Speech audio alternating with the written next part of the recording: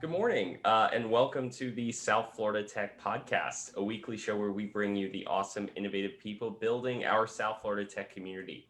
Each week, we'll introduce you to one of the Sunshine State's top tech leaders, learn more about who they are, what they do, and have some fun conversation along the way. Our podcast is, of course, presented by Tech Hub South Florida, a nonprofit dedicated to building South Florida into a tech hub.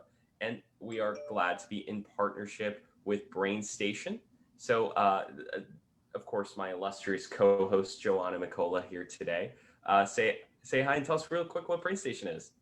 Awesome. Hey, everyone. Good morning. Super excited about the chat today. Yes, my name is Joanna. Everyone calls me Joe. Super pumped to be building the South Florida tech ecosystem by educating individuals who want to transform their careers into technology, software development, product design, data science, and digital marketing. So super happy to be here today and be supporting the ecosystem. Thanks so much, Joe. And of course, and I'm Joe too. So we got Joe and Joe here, just to make it very confusing for all of our guests. But I'm Joe Russo, the president and CEO of Tech Hub South Florida. And before we get into the fun conversation here, want to give a shout out to our friends at Emerge Americas, our sponsors for the podcast. Each year, global enterprises, disruptive technology, and elite startups are highlighted at Emerge's premier tech event, Connecting the Americas. And it's held in Miami Beach, and to date has hosted organizations from over 40 countries and featured 250 speakers from around the world.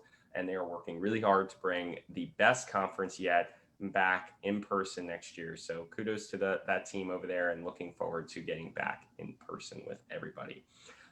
So that brings us to our really awesome special guest today. Her name is Martha Poulter. She is the Senior Vice President and CIO for Royal Caribbean Group, where she leads the global IT team of both onshore and offshore on cruise ships. And prior to this, she was Vice President and CIO for Starwood Hotels and Resorts and GE Capital before that. I mean, if that's not a resume, I don't know what is nowadays. She's also got a degree in computer science and engineering from the University of Connecticut and an MBA from the University of New Haven. And in addition to her professional work, she's a board member with First Group and a leading transport operator in the United Kingdom and North America, and is also on the board of Big Brothers Big Sisters of Miami. Martha, you are amazing. Thank you so much for joining us today and for serving on the board of Tech Hub South Florida as well. I really appreciate you taking the time with us. Great to be with you guys. So just to kick us off, would love to hear the elevator speech about you, Martha, what you do and what your work at Royal Caribbean entails. So look, my interest in technology started early, started in high school, and it really has led me down this amazing path of exploration, of learning, of change, and of impact. What I really get excited about is being able to make that impact to businesses that I've been a part of, some of which you mentioned, and really see that change come to life. And in today's world, as you guys know, it's table stakes. It's what every business is dying to do, get their hands on more data, be able to leverage that data for growth, be able to leverage it to be more effective in their go-to-markets, whatever the case might be. And so I say this almost every year, and I can't believe that it still continues to be true. It's almost never been a better time to be in tech than now. And that statement continues to be true, which is what makes careers in technology so exciting. At Royal Caribbean, we can get into the operational pieces later, because obviously the industry's been very disrupted given the pandemic. But we're really focused on a few key things as we head now into the second quarter of 2021, which is return to growth. We had an incredibly successful business with very loyal brands and loyal customers who admired our brands and our products. And so we're super excited to get back into that growth mode, to really deliver amazing memories, amazing experiences and memories through vacations. So that's growth is really number one, number two, number three, you know, you can go down the list to whatever number you want. Second is to do that efficiently. Obviously, we've been in this very disruptive period. And so we want to do it in not only a safe manner, but an efficient manner for everyone involved. And then obviously the return in a way that's healthy. Clearly that is a priority for us. It's a priority for all local municipalities and governments that we deal with and health officials. So it's clearly at the top of everyone's mind, including ours, because you can't have a fantastic vacation if it's not a healthy one. Yeah, absolutely. And I'm happy to have my Royal Caribbean shares and looking forward to that growth as well, seeing good things there. So that's awesome to hear. But yay, I know, exactly. Before we, I want to, you mentioned something, two things that really like stood out for me and that I really connect with. One is I really agree. It's never been a better time to be in tech.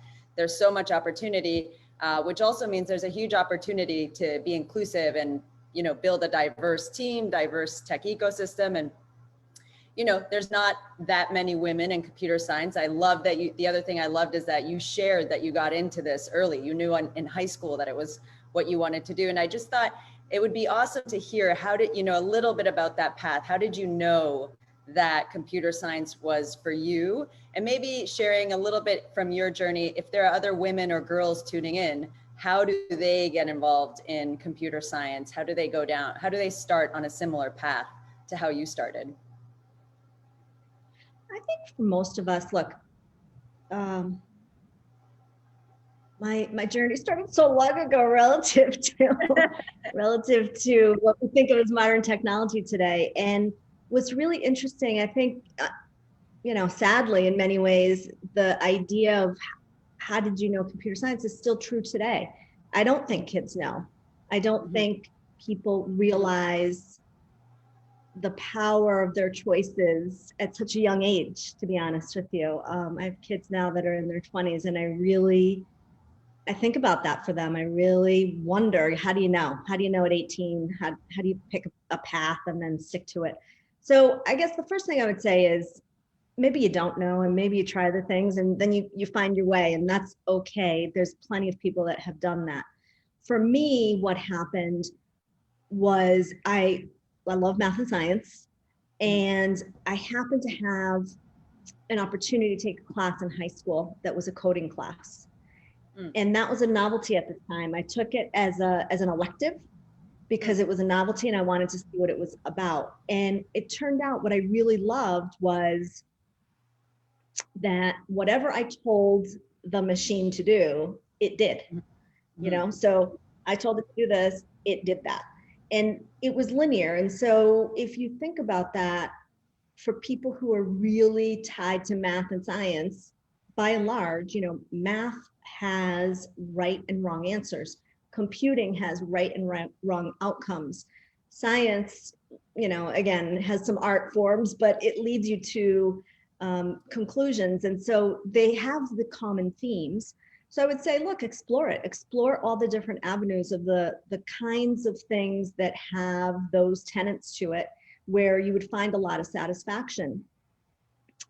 That one class in high school was really what got me into this major. I didn't know what computer science was, to be honest with you. It's not like somebody was sitting down talking to me and saying, oh, you should really, follow in the footsteps of blah, blah, blah.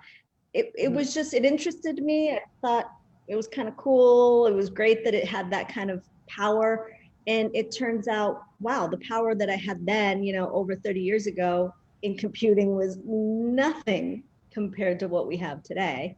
But who knew, right? Again, you don't know at that age. You don't know what's going to evolve. It's a very, very powerful instrument. And today, I think it's table stakes. One of the things I said earlier, I think it's table stakes for most businesses. I can't imagine a small, medium, or large business that doesn't leverage computing as a word, as a broad word of, data, if computing plays for efficiency, for go-to-market, for finding your customers. I can't imagine a small, medium, or large business that doesn't use some form of computing to do their business. It's impossible. Yeah, I can't agree with that more. I talk a lot about this. I feel the universal language of the world is technology. And if you're not learning some, a little bit, a lot, a medium amount of it, it's really hard to be competitive. But it sounds like your path kind of got started by giving it a shot. You tried the elective program for coding, and that's how you got in. So for everyone out there, try it, see what it sparks. Exactly. And look, I think there's a lot of, oh, you have to be super, geeky and super this and super that. It's not the case, really. I mean, I think I see such, to your point on diversity, you see such a broad spectrum of folks that are involved, and passion points across the domain. You might be passionate about data, you might be passionate about mobile, you might be passionate about web and go to market, kind of, how you exploit that. There are so many different subdomains in the field that I think the opportunities are almost endless. We don't have enough time to talk about all the opportunities. No, but there's just so much on this, and one of my favorite topics, and I know Joe's as well, is talking about pathways and people and how folks find their way into these really amazing opportunities in their life and in the tech industry. But I would love to bring the conversation to Royal Caribbean for a moment. I mean, it's been a really interesting year, I think, for everybody, but probably more than most for the cruise industry. And you guys have had to pivot a lot in the last year with the pandemic, and then planning and still trying to keep up operations and keep up the strategy. Would love to hear how you've been able to be innovative and nimble and agile through all of this time, and hear maybe a story or two about that journey. Yeah, I mean, it's been, again, almost for every business on the planet, almost an unbelievable has it been 13 months? Yeah, just over 13 months, right? So we've been out of operations for 13 months. Our ships have been in various stages of what we call cold layup, which is basically in a suspended state, whether they are actually tied up and unmanned, or they have minimal crewing on board and are just sort of circling about for provisions. What we've done in technology is use the opportunity of this horrible stop to do a few things. One is to accelerate our modernization agenda. You think about what we were just talking about, the pace of technology, how fast things are moving, the changes that are happening all the time. And in what we do, our ships, our vessels also do not stop. They are carrying passengers 365 days a year, 7/24. It is incredibly difficult to disrupt those operations. And so we have very, very small opportunities to do upgrades or uplifts or new installs or things that are going to change their operating environment. Typically, our ships go into maintenance, like for their quote unquote oil change or big service, like in a car environment, every 5 years. I mean, imagine that in a tech world. 5 years is an eternity. I mean, it's unsustainable. So what we did through this period is to really take advantage of that downtime to do things that we don't typically have the opportunity to do and upgrade new installations. We installed new medical systems on board to make sure that we were prepared in case we needed to deal with any situations.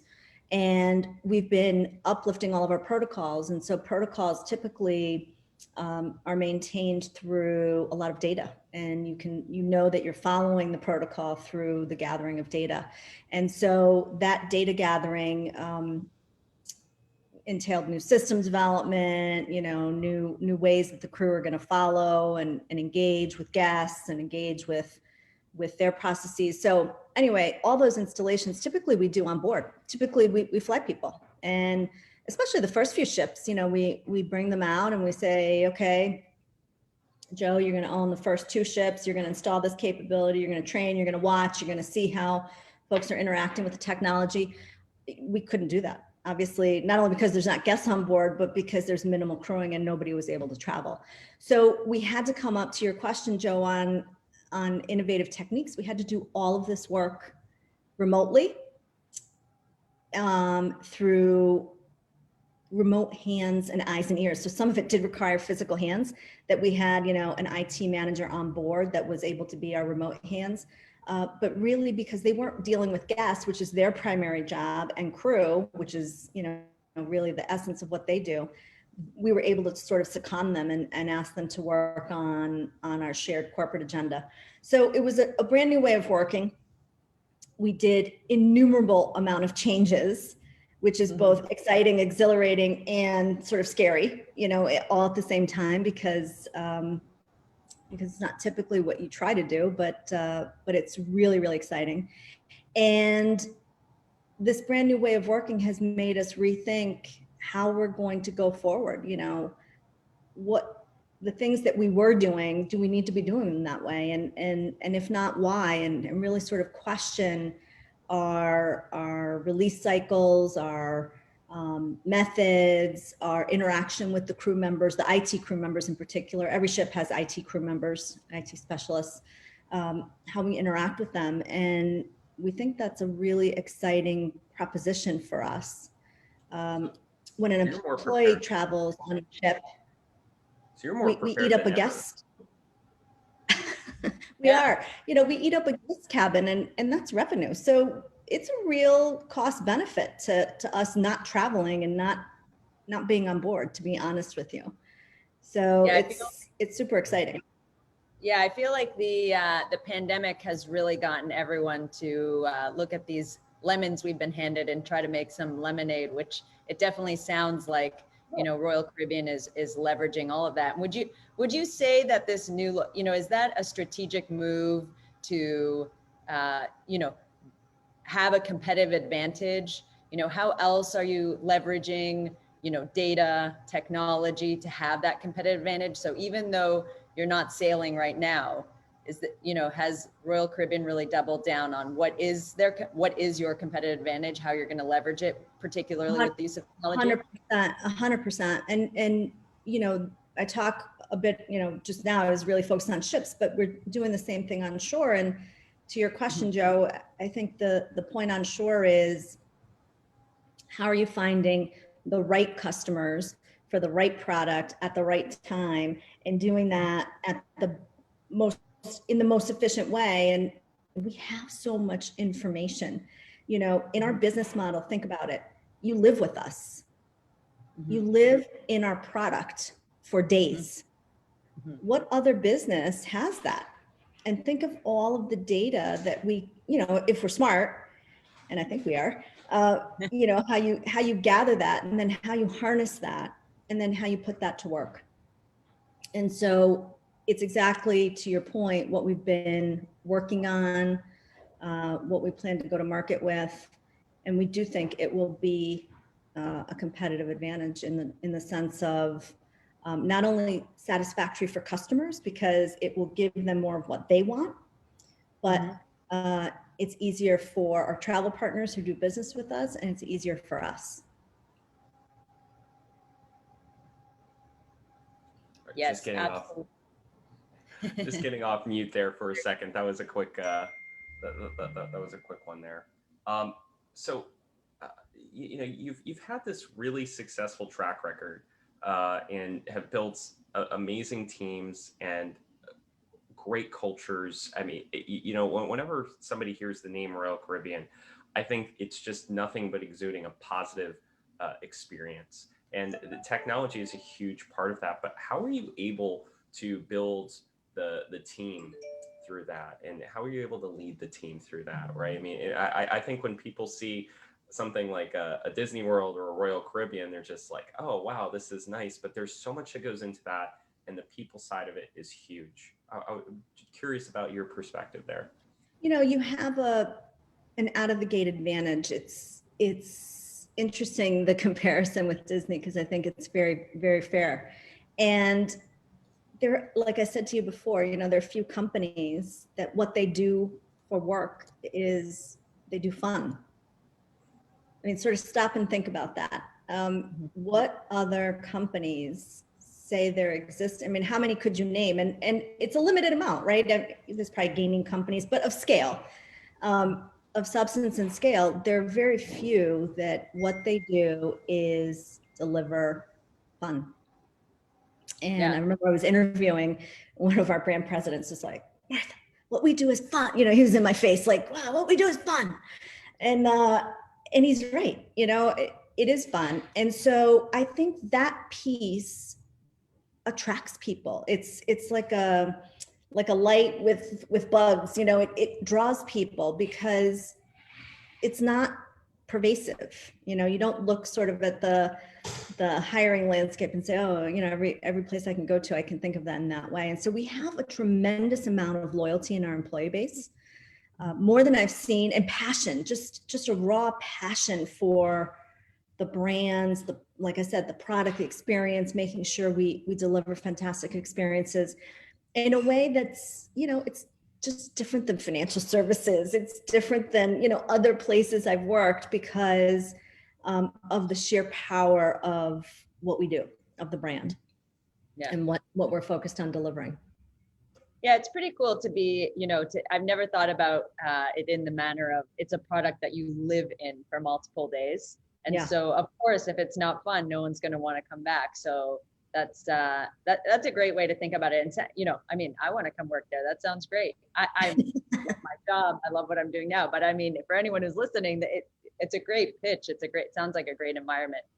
I noticed in your bio that you're also a board member of First Group PLC, which is great. I mean, that's a whole conversation in and of itself, which is being a board member. But I am curious about that board seat and First Group PLC. It's also a transport operator in the UK and North America. Can you talk a little bit about, you know, what is that company and how do you function as a board member and what they're doing? Sure. And you know, believe it or not, it's going to be things that you recognize. So get ready. So First Group is a FTSE 250 listed company in London. It is a transport company, as you say. So in the UK, it provides public transportation services, so rail and public city bus kinds of services. And in North America, we own Greyhound. We own the largest student bus company called First Student. And then we have a business that is mostly private labeled that is called First Transit, and it does airport shuttles, university shuttles, employer workplace shuttles, medical shuttle transport, but it's not branded, so you wouldn't recognize it. You know, so maybe, you know, the bus that you jumped on from Chicago Midland to your, you know, Hertz rental car was one of our buses. Or if you go to school at Stanford University, that's one of our buses. Like that. Very cool. So it's a very large transport operation. And I've been on that board, sheesh, you could probably tell me 4 years, 5 years, something like that. It's been a bit. It's all flying so fast these past few years. I don't even know what day I'm on anymore, right? Do you guys have this? I don't even know what day and let alone what year. I keep saying 20. Yeah, I keep saying 2020 and we're doing 2022 budgets. I'm all over the place. Yeah, you and me both. It's okay. We're all there. So in addition, you're to boards. I mean, you're also on the board of Big Brothers Big Sisters of Miami, and I love when we dive into some of the nonprofit side of these conversations, because it's really embodying some passion too for the community, and would love to hear about what you do on that board and why you chose to get involved with Big Brothers Big Sisters. You know, I feel like education is just such a game changer, and part of being open to education or, you know, different pathways in your life, even like Joe, when we were talking before about how did you get into tech or computer science, is there's a lot of mentorship in that. And, you know, sometimes we don't have all of those right role models. And so I think this organization, Big Brothers Big Sisters of Miami, is so well focused on our youth, our local youth, how to establish those relationships in a way that's meaningful, that's life altering, that sets kids up on their right pathway, whatever that is, for them, and establishes a connection that's going to serve them. I mean, we have connections that go through well into adulthood. It's well beyond kids and the kid stage. So, and the stories that you hear come out of that is, kids finding their passion, finding their rightful road and path in a way that might not have happened if they didn't have that sort of connection and guidance and steer. So it's really interesting. I mean, before I moved to Florida, I was involved in a community college board. Same thing, right? How do you give people a chance? How do you set them up for success? How do you open a pathway that they might not have thought was open to them through education and through guidance and mentorship? It's life altering. And Yeah, 100%. I'm gonna ask one more question before Joe gets into the rapid fire, and this is more of a curiosity question. You work for a company that's based on vacations and relaxing, and I'm curious what your next vacation or getaway is going to be after we're back to somewhat normalcy here, hopefully soon. I want to go anywhere. Well, actually, my husband and I will be married 30 years this year. Wow, And congratulations. Yeah, thank you.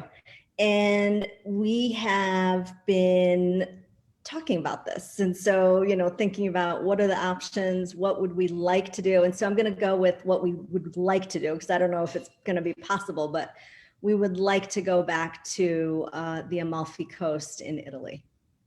Oh, okay. I'm right there with you. That's a good spot. My mouth sort of salivates just thinking about the food and the lemons, and it's wonderful. I'm over here thinking about Spokane, Washington. She's like, I'm going to Italy. I love this. Like I said, I don't know if it's possible this year, but it's what we would like to do. Well, I do hope that you get to go. That would be an amazing trip. But Joe, it's time for rapid fire. Let's do it. All right. So we're not done yet, but we're almost there. And we always love to end our show with a little bit of rapid fire. So with that said, Martha, what is the book on your nightstand right now? What are you currently reading? Okay, so I can't tell you the name of it because I'm really bad at names, just to give you that insight. It's a James Patterson novel that I can't tell you the name of, but I've been on this binge of James Patterson, in series. So that's what I'm reading. Would you recommend it? It's a good one. Your favorite author? They're all easy. Yeah, I mean, I don't know about favorite, but it's easy. If you just want to get lost for a little while, it's easy. Yeah, I like that too. Most productive time of day? About 10. Awesome. And what time do you go to bed? About 10. And that would be AM and PM. 12 hours to recalibrate. I like it. Time you wake up? About 6. And do you have a favorite podcast or where do you go to for news, inspiration, information, whether it's a podcast or a website or a source?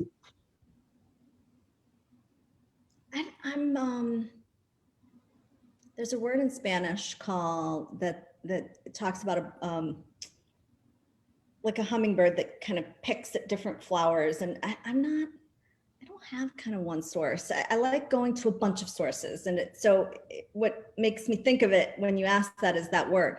I like a lot of different sources.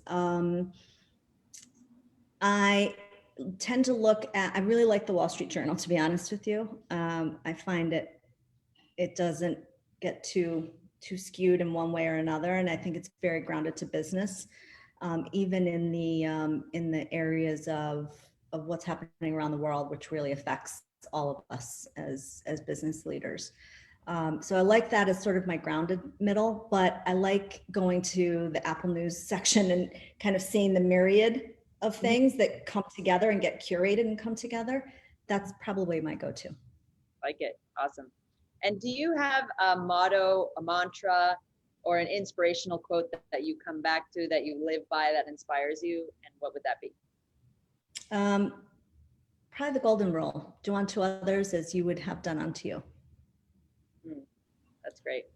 I love it. And final question, Martha, and that's, what bit of advice do you have for any aspiring tech leaders here in South Florida that are listening or watching? Please reach out to the community and stay engaged. We in technology need you. Please know that and leverage it, because it's a wide open field.